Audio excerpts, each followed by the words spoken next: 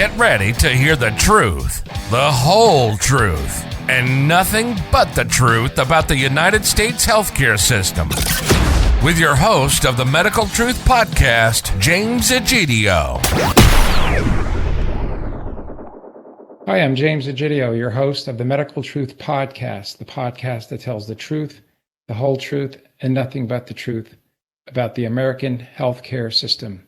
My guest knows what it's like to fight the good fight ever since he was a child. He graduated from Geisel School of Medicine at Dartmouth in 1985 and went on to do a residency in pediatrics. He is the father of 9 children and is quoted as saying, "The time has come to take our health and that of our children into our own hands. Gone are the days when you could blindly follow your doctor's recommendations or count on your health plan or some public health or government agency to put your interest first. We owe it to ourselves and our children to remain constantly educated and informed to make the best decisions for ourselves and our families." He is the author of several books, and his latest is titled The Vaccine Friendly Plan, where it has a 4.9 out of 5-star rating and over 3,322 reviews, which translates to a 92% 5-star rating on Amazon. He's also hosts a show called, what is your show called, Doc? So it used to be Against the Wind. I have changed it to With the Wind, Science Revealed. Okay. That's available at doctorsandscience.com. And so also he is leading the charge for medical freedom and informed consent with 1.5 million YouTube subscribers, and he is perhaps the most loved pediatrician on the planet. It is my pleasure and honor and a blessing to have as a guest on the Medical Truth Podcast, Dr. Paul Thomas. Hi, Dr. Thomas. Hi, James. Thanks for having me on your show. I love the title of your show and what it's all about, Medical Truth. So many people are not aware of how sort of pervasive the propaganda and false messaging is that's out there. Yeah, it's true. Yeah. Absolutely. Absolutely. Tell the listeners and viewers of the Medical Truth Podcast a little bit about your backstory, because I had mentioned at the opening that you've been fighting the good fight since you're a child, practically. Yes. So I was blessed to have been born into a family. My parents became missionaries to what was then Rhodesia, what's now Zimbabwe, taking me there when I was 4 years old. I grew up in the church. United Methodist Church was the largest Christian organization in Rhodesia. In fact, the first African president, once they gained independence, was Bishop Muzorewa, who was the bishop of the United Methodist Church and a family friend. I mean, he was in our home all the time. So as a child, I grew up, just as here in the United States, folks my age were young children during the civil rights movements, right? JFK, Martin Luther King, and all that going on here. There were similar battles for freedom, if you will, happening in Southern Africa. And I was very engaged. I mean, I was raised to push back when you see something wrong, not to just cower to authority. And not only did that, my parents showed me that in real life, in their way of living, but I got to live that myself. I refused to raise the British flag when that was my role as the head boy in elementary school. I was arrested for handing revolutionary literature at a train station. I've had my run-ins, where I was trying to push the truth in a system where the truth was not embraced. And so I had a great background that really prepared me for what was to come. I'll say, absolutely. And so let's fast forward to today and what your cause is with your book. I had mentioned the Vaccine Friendly Plan and your work and where you're at today. Sure. Let me fill in the gap between leaving Africa, going to college and medical school, Dartmouth, as you mentioned, and residency in pediatrics. And I came out of that 1988. I was completely done, a board certified pediatrician. And I was mainstream. I mean, I went to Dartmouth. I went to top residency programs in California. And I had fully been indoctrinated and I didn't know it, right? So I was one of those typical pediatricians who would tell you, oh, the vaccines are completely safe. Risks are like 1 in a million, nothing to worry about. Well, in 2004, 5, 6, and 7, each of those 4 years, I was part of a big pediatric group practice. I saw in my own patients a child who was completely normal at age 1 or 15 or 18 months with eye contact and language developing and otherwise in every way normal, regress into severe autism by age 2. And I just couldn't do business as usual anymore. I'd already been doing a deep dive for I started really researching this in around 2000, 2001. This possible link between vaccines and some of the chronic things we were seeing in kids. Because, take autism it's just one thing. So I don't want to focus on just that. But right. We, the pediatricians, were supposed to be those most knowledgeable about childhood illness, right? Childhood conditions. And we had no answer for it. In fact, we didn't know what was causing it. We didn't know what to do about it. It was just like, oh, sorry, your child has autism. Good luck. Well, that just didn't sit right for me. And so the deeper you dive into trying to figure out what's going on with the health of our children in this country, the more you realize there's probably something we're doing that's causing it. And so fast forward a little bit, I left my group practice and started a new practice in June of 2008. That was called Integrative Pediatrics. And basically it was because of all those chronic cases of severe autism that happened on my watch. And I'm going, I can't do business as usual. I'd become aware that the hepatitis B vaccine had way too much aluminum, for example. A toxic dose of aluminum for a newborn. It just didn't make any sense. My newborns were born to moms who did not have hepatitis B. You catch that infection from sex and drug use, sharing dirty needles. My babies certainly weren't doing those behaviors. So it literally made no sense. We were giving a toxic, poisonous dose for no benefit. So that's how it started. In my practice, informed consent was basically the only rule. That is, parents get to decide what medical interventions are done, including what vaccines, or none at all if that was their wish. Because I was getting some patients, families who, typically what it was they had one child who was vaccine injured. They saw it for their own eyes. They go to their doctor and they say, we don't want to vaccinate our next kid. We've already got one injured child. The doctors would kick them out of their practice. It's crazy. That's still going on today, actually more so than ever. And so they would find me because I was going to honor whatever they wanted to do. So 2015, I had enough data. My practice had been open since 2008. I thought, why don't I look at my data? I did. It showed some, very concerning trends. Almost no autism in the slightly vaccinated, which was what I ended up calling the vaccine-friendly plan, and absolutely no autism in the unvaccinated, and the usual rate of autism for the highly vaccinated, those following the CDC schedule. I tried to publish it. I couldn't, so I wrote the book, The Vaccine-Friendly Plan.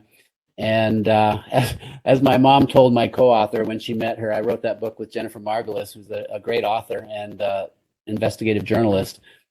She says, oh, you put my son's head on a platter. It's clear that when you challenge the paradigm, when you poke at the CDC and suggest that it may not be the best way to go, they're going to come after you. And they did. So that brings us up to closer to the current day. Really what ended up happening was after that book was published, the medical board in Oregon started coming after me. Medical boards, for those of you who aren't familiar, who are listening, that's the licensing board in each state for the doctors who are practicing in that state. They have the power to take away your license or to put restrictions on your license if you're not, it's supposed to be if you're a danger to the public. And traditionally, it would be doctors who are working impaired, drugs or alcohol, or perhaps sexually abusing their patients under anesthesia. Those are the typical cases that would go in front of a board. And over the last decade, or even a little longer, we've seen a new trend with boards. They really are going after doctors who are not following the narrative. And the primary narrative, which really became a big deal when COVID hit, was vaccines are safe and effective. Don't challenge vaccines. And with the COVID situation, if you even spoke about natural remedies for COVID, that was many doctors around the country lost their license over that issue for talking about ivermectin or hydroxychloroquine or other natural approaches. So the medical board came at me with multiple trumped up charges. They weren't patient complaint based. And in January of 2019, I get a letter and I open it up and it's from the medical board and it says, prove that the vaccine friendly plan is as safe as the CDC schedule. Well, I had to laugh because the CDC schedule has never been proven nor tested for safety. I mean, it's just assumed that this is what you do, and they dare not look at possible adverse effects of the whole schedule itself, right? Individual vaccines are poorly tested without placebo. They're not very long-term trials, and they don't look at all health outcomes. So we really have very little good information about vaccine safety. Well, they challenged me to prove it. So somebody suggested to me, well, why don't you just do a quality assurance study? Look at your data. It was a brilliant idea. In medicine, if you're doing something different, if you're changing what you're doing, the ethical thing to do is to look at the effects of that change, right? Like the CDC should, each year when they change the schedule, they should study the effects of that change, and they don't. I hired an outside expert who is a pediatrician, neonatologist, informatics expert. I mean, this guy's a nerd. He's set up electronic medical record systems in, I think, 25 countries around the world. The guy's brilliant. He spent a week in my office just sitting on the computer pulling the data. I said, pull the data from every patient born into my practice and let's look at all health outcomes and just see what we find. And he came out of that cubicle that first day and was like, Paul, can't believe it. The data just, I know I'm not supposed to look at it, but it just jumps out at you. Your unvaccinated patients just don't get sick. Now, I'd observed that. I have a well waiting room and a sick waiting room. And unlike my old office where the room just jam-packed with sick kids, over time, my well room became jam-packed and my sick room was empty. So something we were doing was changing the health of the population I was taking care of. And we proved with that data, when I go around and speak, I will show the graphs. I mean, it's just dramatic. Vaccinated kids have more of just about everything we looked at. They've got more infections, ear infections, sinus infections, eye infections, lung infections. They have more allergies. They've got more eczema. They've got more other skin conditions, asthma, and then they have more neurodevelopmental things, ADD, developmental delays, and we showed some connection with autism. That one wasn't as strong because the numbers weren't as great. But across the board, massive increases in chronic health problems for those who are most vaccinated. Now, for your listeners, the Vaccine Friendly Plan is a good book. It's no longer the plan I would recommend today. And here's why. That data that I was just talking to you about, those vaccinated kids in my practice were basically Vaccine Friendly Plan vaccinated. I didn't have kids following the CDC schedule. You see, once you really give a parent the information, the pros and cons of each vaccine, and you go through them one by one, that hepatitis B one that I talked about, I think I have maybe one patient who wanted to do the hepatitis B vaccine. So none of my patients basically were following the CDC schedule. And so the Vaccine Friendly Plan is a great book for somebody who's really new to this topic and thinks they want to follow the CDC schedule, because it's very science-based. It's balanced. It's not anti-vax. It's not pro-vax. But I've got the data now, folks, that shows that the Vaccine Friendly Plan is itself too aggressive, and doing less or doing none, you just have better outcomes. Now, full disclosure for your audience, that study that was published in the International Journal of Public Health was retracted. That was not a surprise. It was not retracted because of anything in the data being inaccurate. It was retracted because of a theory that, well, everybody knows people who don't vaccinate don't seek healthcare. So, of course, you would find fewer chronic conditions because they're just not showing up. Well, the data was looked at again, reanalyzed to answer that question.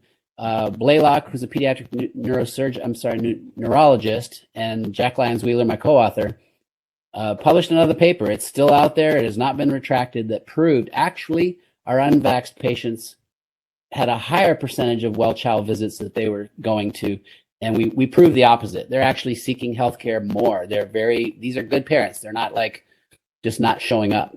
And they found one other thing that's really important for parents to know. I'm often asked, well, we were following such and such a schedule and we don't want to get off the schedule, or we're afraid to stop because then what does that do to my child's health? Well, we studied that.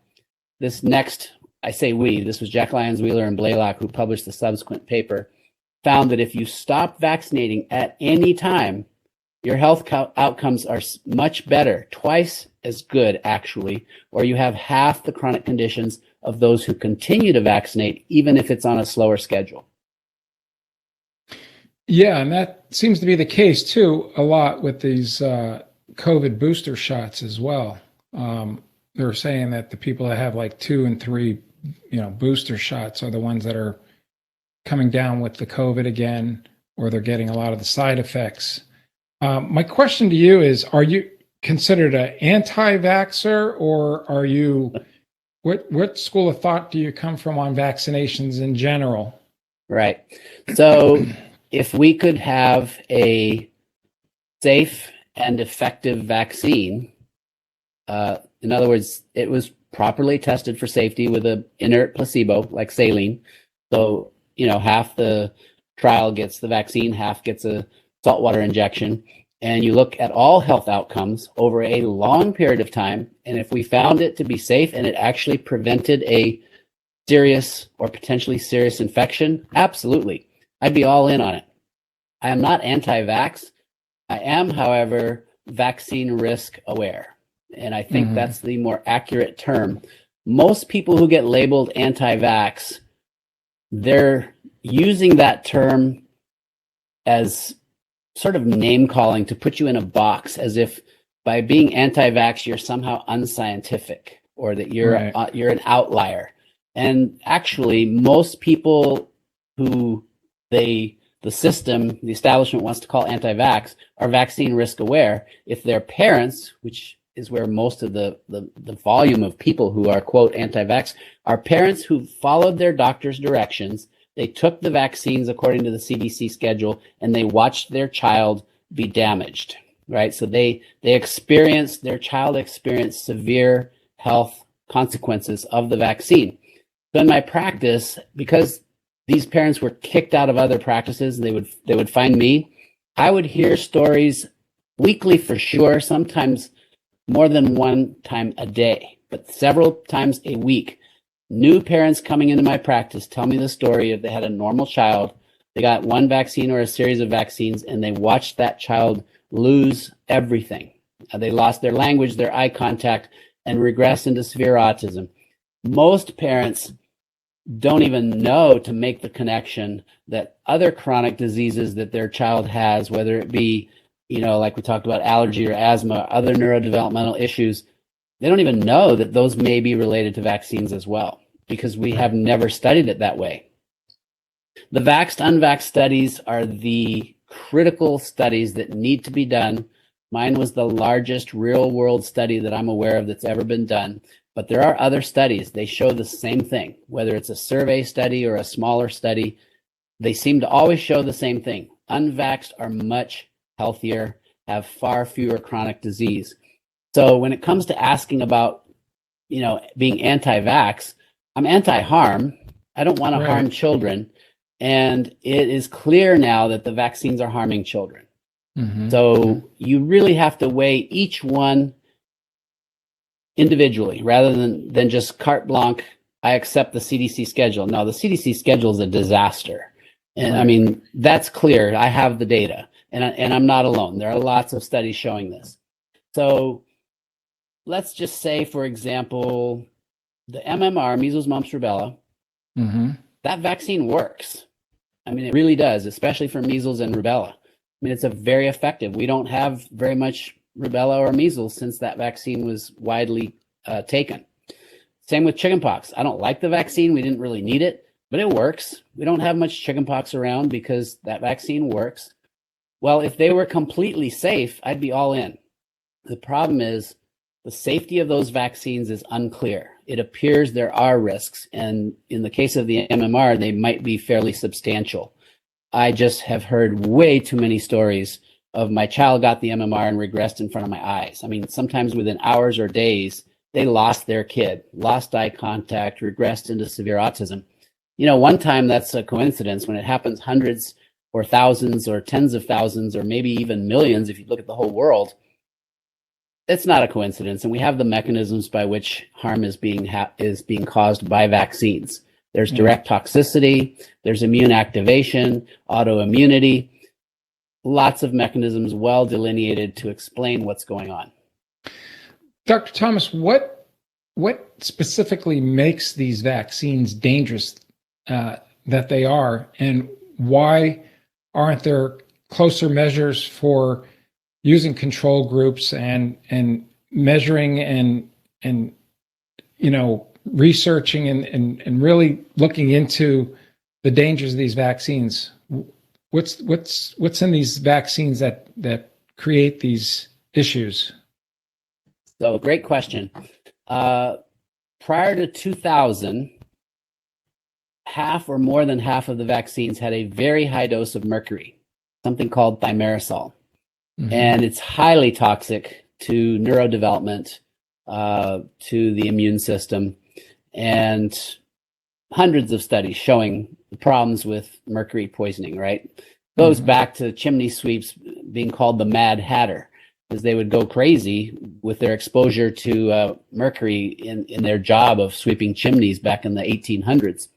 So that's one known toxin. They got most of the mercury out of the vaccines in 2000, but they didn't touch the other big one, and that's aluminum. So over half the vaccines have a very high dose of aluminum. Aluminum has no function in the body. It's pure toxin, right? It's not a part of any metabolic biochemical pathway. It's just a toxin. So why are we putting it in the vaccines, you might ask? Well, it's an adjuvant, which means it's put in there intentionally to stimulate the immune system, like really cause your immune system to overreact, and therefore your immune system overreacts to the antigen. If we're looking at, say, hepatitis B, that has way too much aluminum, 250 micrograms. Listeners, if you're about to have a baby, don't get any vaccines while you're pregnant. I'm not giving medical advice. This is just information. Check it out with a trusted healthcare provider. But the womb is supposed to be a sacred place. And then when your baby's born, unless you, the birth mother, has active hepatitis B, you're a carrier, your baby has zero risk for Hep B. So don't give that, because it has 250 micrograms of aluminum. The FDA put out a document that is still available. It's tough to find it, but it's out. They never retracted it, stating that you should not exceed 3 to 5 micrograms per kilogram per day of aluminum, whether it's injected or given it as part of nutrition in the vein. Well, a baby weighs 10 pounds. Let's call it 5 kilos even. 5 times 5 is 25. That is the absolute max aluminum, or you're into toxicity. You're injecting 250. Wow. That's what happens to every baby born in America. So those are the two biggies, but there are many other products in these vaccines that do mischief. Formaldehyde is in a lot of these vaccines. Why on earth would you put formaldehyde in a vaccine? Right. Well, that product is extremely sticky as far as biochemically. If you think of it like just claws, it just grabs onto things. It can grab onto your cells, and then your immune system comes and does not like formaldehyde. It's going, we got to get you out of here. Well, then now you're reacting against your own tissue, autoimmunity, and there's a whole lot of mischief with various vaccines, right? Aborted fetal cell lines are used in the production of many vaccines, and that can cause, again, this molecular mimicry and confusion of your immune system between self and foreign, and you get autoimmune reactions. Right. Yeah, one can go to the for any vaccine, you can look up the package insert if you're a parent and you're just curious. Before you go into your visit, find out what vaccines they're going to be telling you to do and pull those package inserts, and you'll probably be horrified at what's in the vaccines. We take more care about what we put into our muffins that we're feeding our children, and we read labels more carefully about food than we do what's actually being injected. And there's something especially damaging that happens with injection. You are bypassing the gut, right? When we eat food, our intestine intestinal lining and immune system is designed to keep out the toxins, pull in the nutrients. Doesn't do it perfectly, but it's darn good. Aluminum that you drink in baby formula, which actually has way too much aluminum, most of it doesn't get into the body. I think it's 0.3% gets into the body. When you inject it, it's 100%. What are a lot of the chronic medical conditions that you see in pediatric patients that have been vaccinated? Because I know you did mention a couple, but what are some of the, like, let's say, ongoing chronic medical conditions that you would typically find in a vaccinated or fully vaccinated pediatric patient? Yeah, and rarely find in the unvaxxed. Right. So skin disorders, eczema is super common.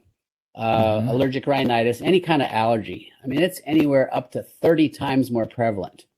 And 30 times is 3,000%, I believe. I mean, it's just like, it's amazing.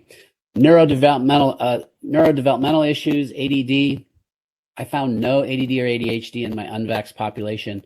A huge explosion in the vaccinated that starts right around school age, because that's when you start detecting it. Right. So those sorts of problems with focus, problems with your mood, anxiety, depression, very rare in unvaxxed. And then autoimmune conditions. I didn't have enough sample size because type 1 diabetes is relatively rare, but there are papers out there linking it to certain vaccines or vaccines in general. It makes sense. I mean, when you think about this fact that vaccines can cause your immune system to get confused and attack your own tissue. Certainly the COVID jab is a big concern for that. It has a lot of parts of it that will confuse your immune system and cause you to attack yourself. Yeah. What about asthma, childhood asthma? Is that another one? Absolutely. Yeah, way more asthma. I'll sometimes, when I'm giving my talks, I'll present some slides from the controlgroup.org. If your viewers are interested in a fascinating study, you can go get those slides. It's free.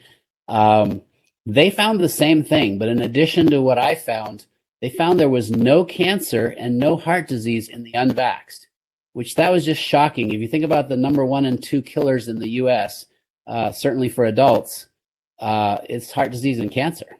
And it just wasn't found in the unvaxxed.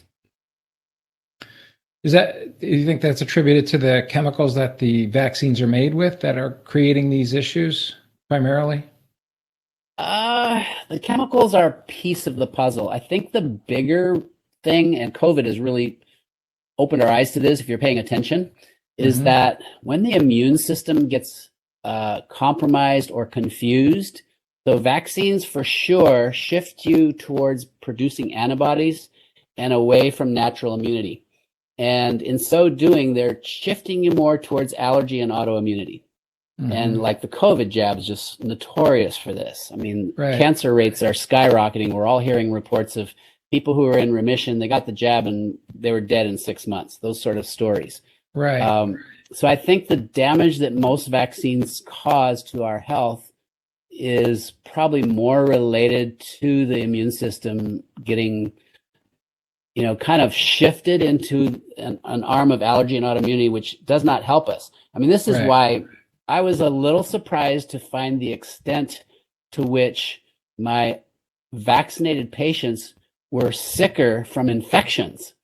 Think about it. We vaccinate to protect you from infections, but the unvaxxed hardly ever get sick. Right. So this speaks to the immune system effect of vaccines. They are changing your immune response. That makes you more vulnerable to infections. That makes you more vulnerable to getting cancer. It's our immune system that finds cancerous cells and takes them out. If you don't have an immune system, if you're immunocompromised, you're at much higher risk for cancer. Yeah. Yeah. And it's interesting because during the whole COVID crisis, I noticed that they would never bring up natural immunity. In fact, they actually suppressed that a lot of times. They would never talk about, proper nutrition and exercise. And, it just never be. And then when it was a subject, it just got squashed right away. Yeah. Let's not, there's nothing to look at here with that, It was interesting, You very bring up interesting the way. you bring Go up a ahead. very good point, and this is a point that should give everybody who's listening hope. I think COVID for some families has really caused a lot of anxiety and a lot of fear and a lack of hope. And the important Yeah. take-home message that you're highlighting right there is that lifestyle changes, things we can do ourselves. We don't need doctors for these. I mean, a good doctor will give you good direction in this area of which lifestyle changes to take, but you can heal yourself. You can completely change the trajectory of your health and Right. recover even from, COVID or COVID jab related side effects, Sure. by proper nutrition, exercise, sleep, reducing stress. I mean, there's so much, right? And that's where we need to put our focus. I think medicine today in this country and in a lot of the world, actually, it's a very, very broken system. It's all kind of sick care rather than wellness focused. Right. The sicker the population, the more money the pharmaceutical industry makes. So you could imagine they're not really incentivized to get us well, right? No. I mean, they'll lose their income. Of course. They're accountable to their shareholders. So if you can put out a vaccine, if you want to even call it that, this COVID jab that has incredible side effects. I mean, talk about making people sick. You just created a whole new market of immunosuppressed people. If you listen to the ads on TV, they're almost all for immunosuppressants, right? Yeah. Number one moneymaker from pharma is immunosuppressants. And most of these new ones are somewhere between 20 and 100,000 a year. It's crazy amount of money. And there's more new ones coming out. Oh, if I ever watch TV, sometimes I'm watching a ball game. I don't watch the news. It's just propaganda. But for a little entertainment, you'll hear an ad. I'll just get on my phone and say, what's the cost of whatever they're advertising just for fun? It's shocking. Absolutely shocking. Thousands. Thousands. And Thousands. if you suppress your immune system, what do you get? More infections and cancer. And that's why at the end of all those commercials and this long list of things, including cancer and death, right? The side effects. And what's so shocking is a lot of times the number one symptom is rash, eczema. Like I was telling you, it's very common with immunosuppressed from vaccines. You're going to treat your rash with a $100,000 medication. It's bizarre. It is. It is. In your experience as a pediatrician, how did you mitigate the anxiety in parents who insisted on wanting to vaccinate their children? Because you mentioned earlier that the pharmaceutical companies and they spend billions of dollars to push this stuff, basically like drug dealers, and at no expense to just, we know that with Pfizer, they're how do you mitigate that anxiety? Because we know that the influence comes from the pharmaceutical industries, all their advertising dollars. But you as a physician, when you're sitting down with a parent and they're just insisting on wanting to get their kid just inoculated with all these vaccines, how do you mitigate that anxiety? Yeah, that's a great question. And that is one of the big challenges, right? I've got a grandson on the way. My youngest son is pregnant, he and his wife. And she definitely comes from that school of thought where all the vaccines are important. And it's very difficult because it looks like she's going to be the decision maker. But if she was to come in, take a new couple like that, come into my office, right, I need to start educating, right? So usually where I start is by asking a few questions. Are you open to some information that you may not be familiar with? And see if there's an openness. I mean, there are occasionally folks who come in and they don't want my information. That's surprising to me because in my practice, they usually were there because I wrote the book, The Vaccine Friendly Plan, because they've heard I would honor informed consent. So 99% of my patients, it's an easy discussion, but for most pediatricians, it's not because their patients are there thinking they're going to follow the CDC schedule. And of course, most pediatricians promote the CDC schedule, so they don't have any conversation at all. I mean, they just say, oh, it's time for your vaccines. Here, read this information, a little one-pager put out by the CDC that minimizes side effects and maximizes benefit. But for me, what I'll do is I'll try to get a dialogue going. And for that, if it's a prenatal visit, which is usually when I can first encounter a new couple, we talk about the vaccines for pregnancy and we talk about the hepatitis B for newborns and just leave it at that. Right. Because for vaccines for pregnancy, they were never properly studied. And when we do look at some of the studies that were done, some very concerning findings, increase in miscarriages and stillbirths and things like that. So, but the Hep B is the easy one. So that's how I open the door. If I'm going to have a parent who's fearful of disease, right? They want vaccines because they're afraid of the disease. I ask them if they understand how you catch hepatitis B. And sometimes they don't know. So you point out it's sex and IV drug use. What are the chances your baby's going to do that? Well, we laugh and none. I say, great. I will sleep well tonight knowing that I recommended you consider not giving the hepatitis B to your newborn because of that huge dose of aluminum and the absolute lack of need. You can do it later. Do it when they're in their preteens or early teens before they become sexually active or start shooting up with dirty needles. You've got plenty of time. There's no hurry to take that vaccine at this moment. Right. And then that opens the door. So you just have to start having a conversation and take it disease by disease. Does this vaccine make sense? And is the timing making sense? Is this something we need to do right now? Like, say, take tetanus. The vaccine's not worthless. There's pros and cons.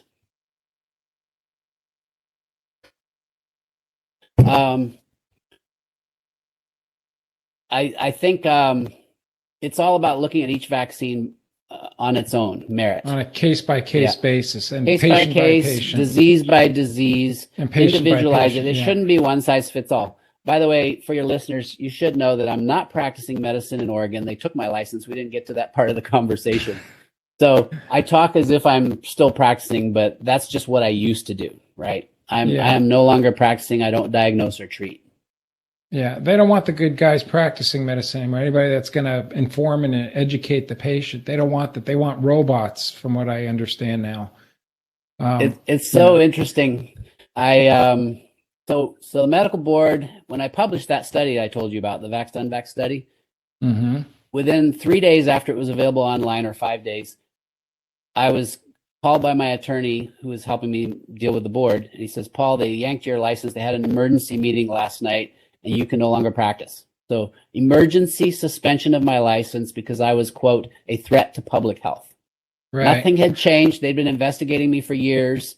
Nothing had changed except I published this data that they asked for. Right. Shocking. They ended up reinstating my license with restrictions when it was pointed out to them that they took it illegally, which they didn't press any charges. They just took it. So they ended up reinstating it, but my attorney could not get any concessions from these stipulations, which tells you what they're concerned about. I was not allowed to see well children. I was not allowed to discuss vaccines with patients or my staff, and I was not allowed to do research involving patients. Isn't that interesting? Why would a medical board not want research? I mean, that's about as unscientific as you can get, right? Of course. Let's not look. We don't want to look. The thing is, they knew I was sitting on the largest group of unvaccinated kids, certainly in the state, right? And possibly in the country, because I would allow informed consent and everybody else was kicking these kids out of their practices and they were coming to me. We had to close our practice to new patients for several years. We didn't have room. I mean, the demand was so high. Jeez. You know, these boards, we encountered the same thing over the 24 years that I owned a medical practice, and they're just so flimsy, a lot of these boards, and a lot of times they have investigators that have no medical experience at all. They come from a different industry. Yeah. And they just have an axe to grind with doctors that they just have picked out that are not in accord with the so-called local medical establishment. And it's like the Wild West. And in fact, in Nevada, where I had the practice, they had a change of directors that were physicians that were on boards that would just elect to do it. They weren't elected members, but they would just voluntarily say, oh, yeah, I'll be the board of directors for the board. And they were physicians. They didn't even know they were board of directors for the board. They were just assigned that position because I believe it was a non-paid position. And then when they want to sanction you with a fine, they just come up with some number, some wild, crazy number. They'll say something like, you owe us $50,000. And then you got to have, then there's the money that you got to put out for the attorneys. And, thank goodness that the times that we had encounters with the board, we had a real good attorney at that time. And, the fines were minimal, and then they never found anything. So that's how they fund the board. That's how they are able to pay the salaries. And then I noticed a lot of times too, it depends on who's in office politically speaking on a local and a federal level at the time when these boards are in taken over by different members. So they always have an axe to grind with everybody but the people that are part of the establishment in that medical community. So it's a good old boys club is what it ends up becoming at the end of the day. And unfortunately, they always punish the good doctors is what ends up happening. Yeah, if you're doing something creative that's sort of outside of the box, but you're having really good results for your patients, that's going to challenge the established approach, what they call standard of care. Yeah. And you're absolutely right. But you're not even doing anything really out of context. You're basically saying, okay, you're basically doing the research for these yo-yos and the CDC and all these other people with comparative studies of vax versus unvaxxed and, medical conditions, chronic and acute medical conditions that occur. And so you're not doing anything unconventional. It's not like you're doing chelation therapy, without the board's knowledge or anything that's so cutting edge. Yeah, it's just information, which is really what they should be happy that you're doing.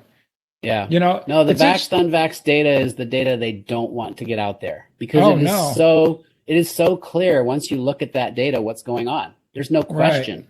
Right. And so they really want to stop any sort of research that shines a light on vaxxed, unvaxxed. Right. Well, it's because of the money with the pharmaceutical companies. That's what it is. You're challenging them. Yeah. And you're doing the work that they should be doing. Their cash cow. Right. And you're doing the work that they should be doing. Yep. It's funny you mentioned that because I'll read something here real quick. And this comes from a gal that I'll be interviewing tomorrow.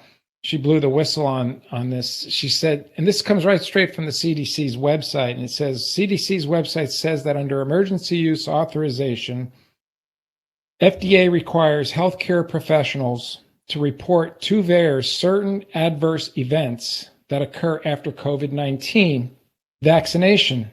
And of course, one would be congestive heart failure or myocarditis. And there's been a number of physicians and nurses and people across the country have lost their jobs and had their licenses pulled because they reported this.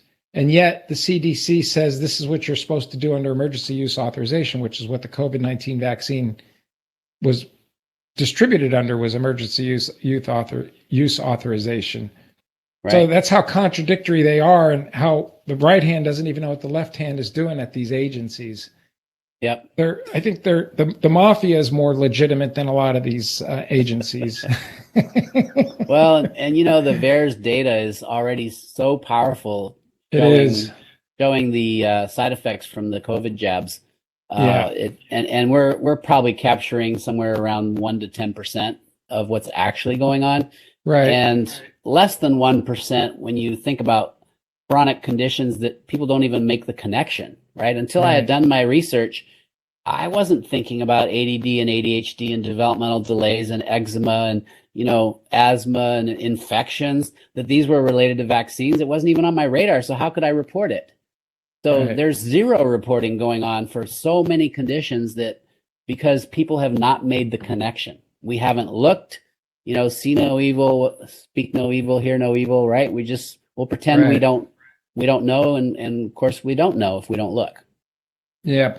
And I think that tells you how powerful these pharmaceutical companies are, because when you look at when you really drill down and you look at what's going on, I mean, they're using the media across the board. They're using sports, entertainment. They're using everything and anything in their arsenal to promote these vaccines, and especially the COVID vaccine, that, you know, I could see why people jumped to it. You know, they were basically using the media, they were using sports, they were using entertainment, they were using whatever means that these powerful forces have used to promote that vaccine.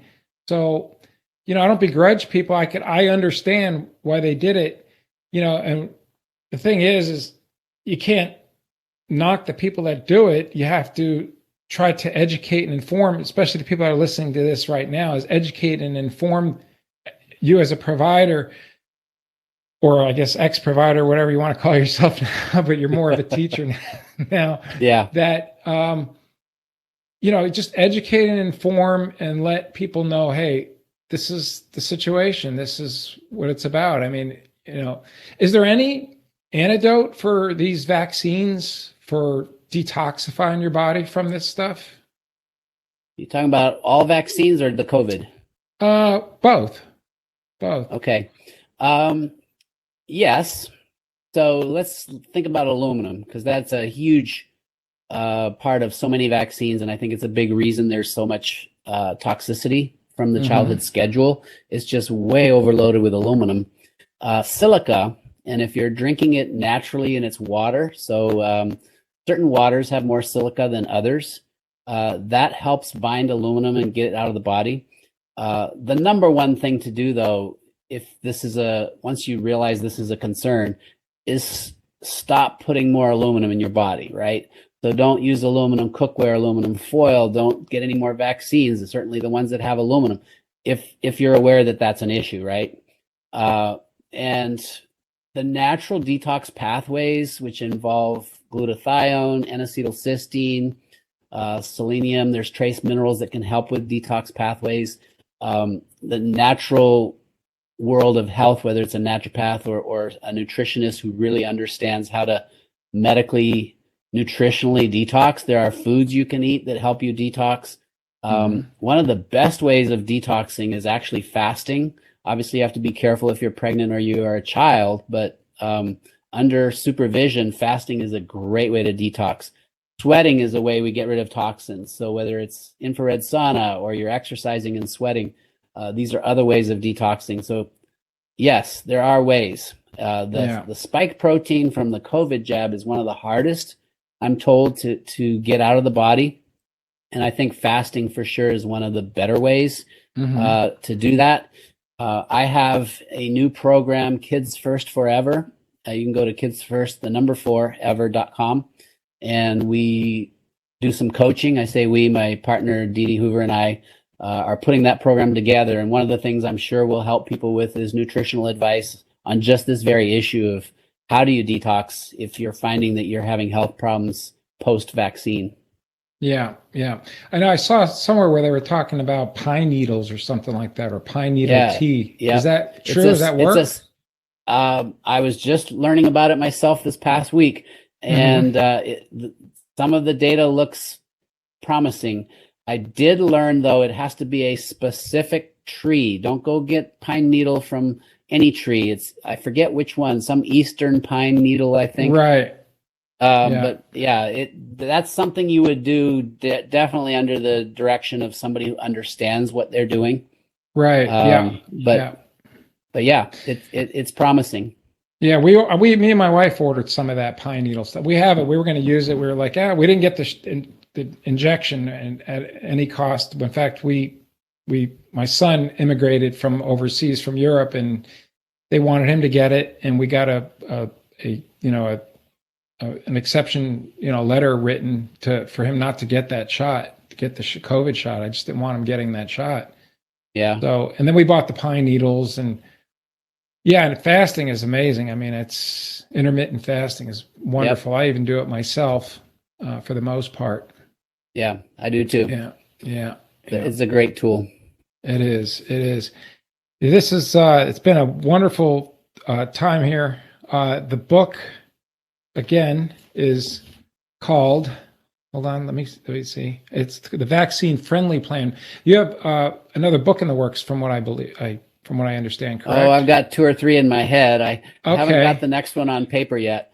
Oh, okay, all right. Yeah, All right. I've got a couple books I plan to write in the next year or 2.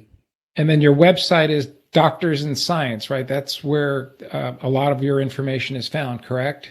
Yeah, doctorsandscience.com is my show and links to other things I'm doing. And then kidsfirstforever.com is sort of my next venture into getting information out to the public and helping people.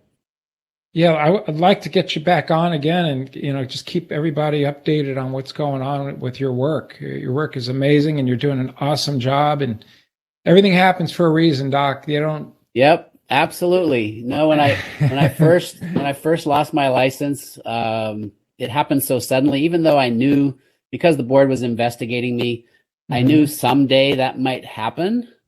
But when it happened, it was out of the blue when I had just published an incredible paper, and it was like, whoa. So that was a big hit, right? And it actually ended up being a blessing, because I had been really getting into ego, not aware of it, but I'm this big doctor, author, got this big YouTube channel, and everybody's coming to me for advice. And I think it was getting to my head. So this was a very humbling experience. Dee Dee Hoover, my partner, has been a wellness coach for a couple decades, and was able to kind of coach me out of that. And that's becoming sort of a foundation of what we do also at Kids First Forever. Yeah. So anybody out there that's struggling with whatever you might be struggling with, she's an incredible resource. Nice. I'll put some links from this episode over to her work too as well. Listen, God's got a purpose and plan for all of us, and He's got you where He wants you right now. That's where you need to be, and it's awesome. You're doing an awesome job. Awesome. Again, it's Doctors in Science. Go ahead, Doc. Doctorsandscience.com and kidsfirstforever.com. Yeah, absolutely. Thank you so much again for joining me for this episode of the Medical Truth Podcast. Thank you. Thanks, James. My pleasure. Thanks for listening to the Medical Truth Podcast.